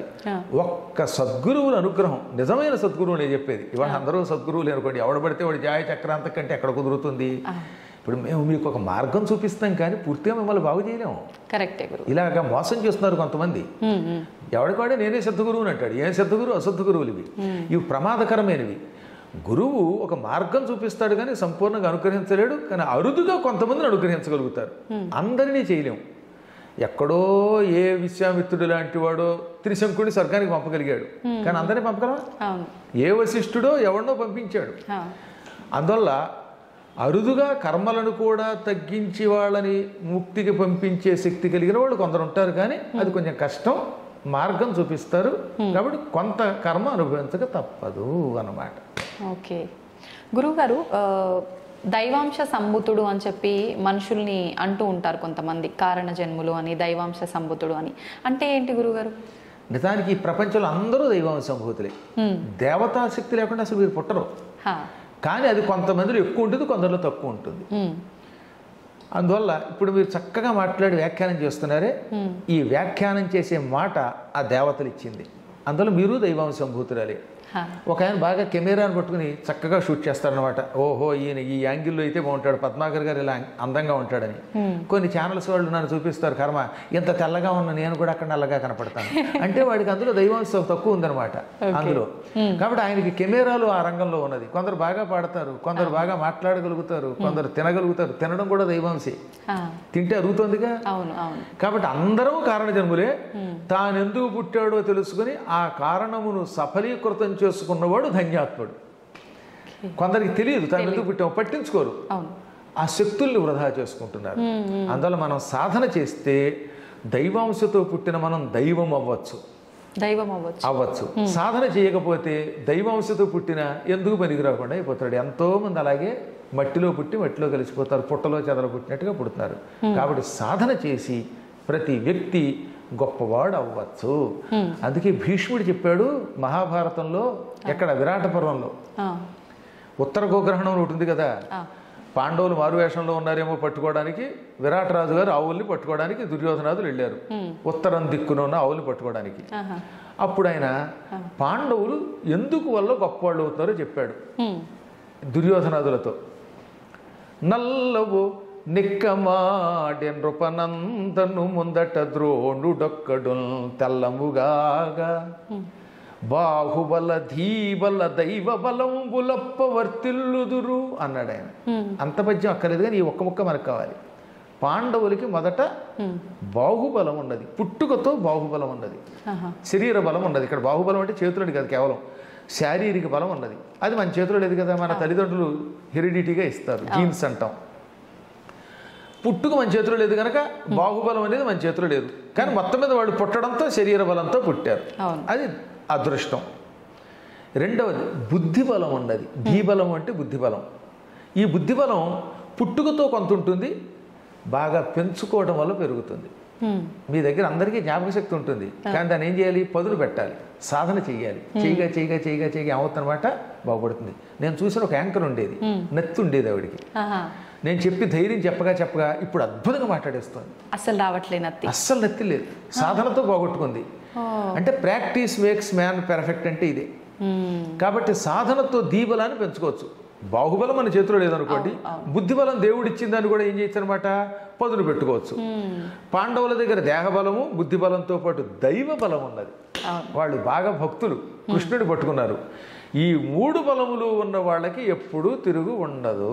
కాబట్టి ఈ మూడు బలములను మనం పెంచుకోవచ్చు. పెంచుకుంటే మనం జీవితంలో పైకి వస్తాం. మీకు ఉదాహరణ చెప్తాను. నా చిన్నప్పుడు నాకు కూడా తెలియదు ఇంత జ్ఞాపక శక్తి ఉన్నట్టుగా.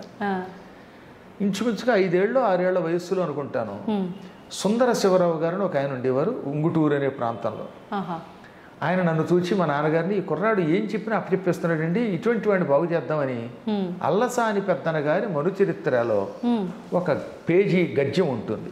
ఏమిటి గద్యం? పద్యాలు గద్యాలు అని ఉంటాయి కదా.